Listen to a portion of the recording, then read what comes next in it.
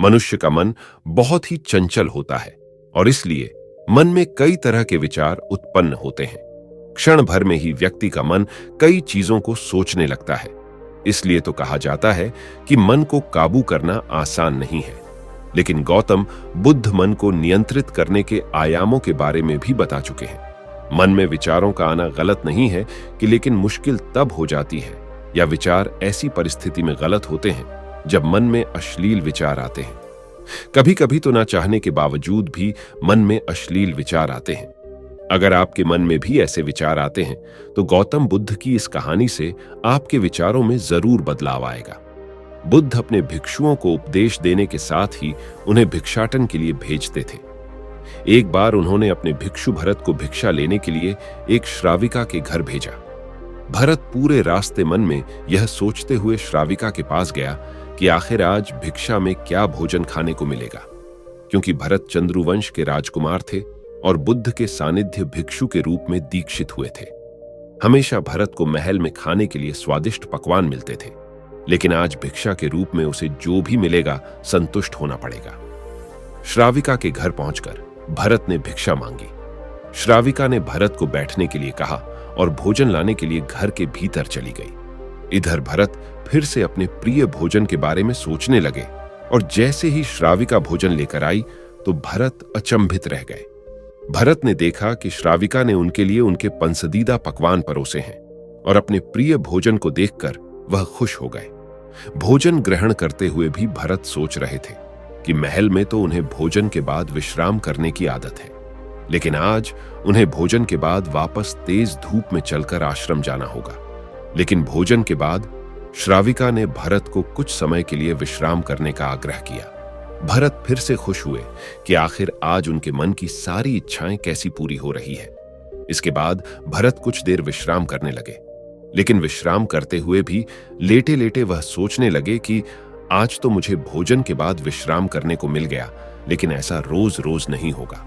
जब भरत विश्राम के बाद उठे तो श्राविका ने कहा कि आप जब तक चाहे यहां ठहर सकते हैं। भरत अब समझ गए कि ये कोई संयोग नहीं हो सकता। उन्होंने श्राविका से कहा कि मुझे क्षमा कीजिए, क्या आप मेरा मन पे आच सकती हैं? श्राविका ने हाँ में उत्तर दिया और कहा कि हाँ, मैं मन पढ़ सकती हूं।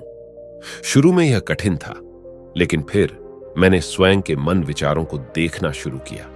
पहले मेरे विचारों की संख्या अनगिनत हुआ करती थी। इसके बाद मैंने विचारों पर ध्यान केंद्रित किया बिना पक्ष विपक्ष के अपने विचारों को देखने लगी। इस तरह से धीरे धीरे मेरे मन में विचारों की संख्या कम होती गई और सारे व्यर्थ विचार दूर हो गए। इसके बाद से ही मैं दूसरों के मन में चल रहे विचार को पिया राच लेती हूं। हालांकि श्राविका की बात सुनकर भरत घबरा गए।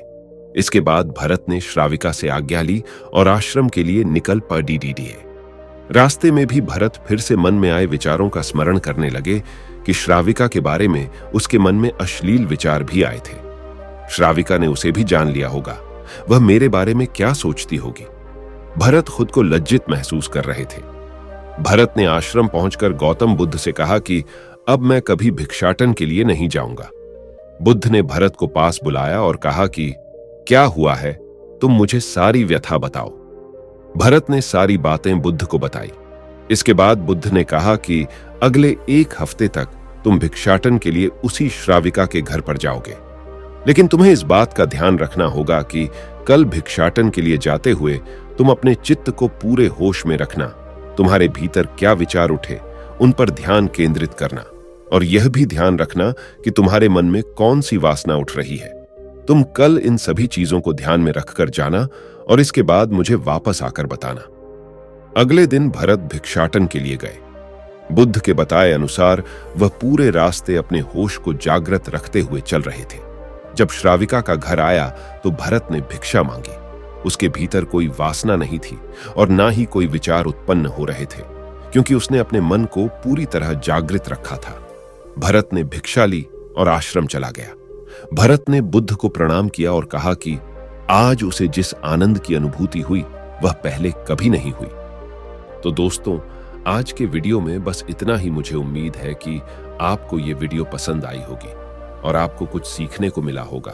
तो अगर आपको ये वीडियो पसंद आई तो इसे लाइक कीजिए और अपने परिवार और दोस्तों के साथ अवश्य शेयर कीजिए।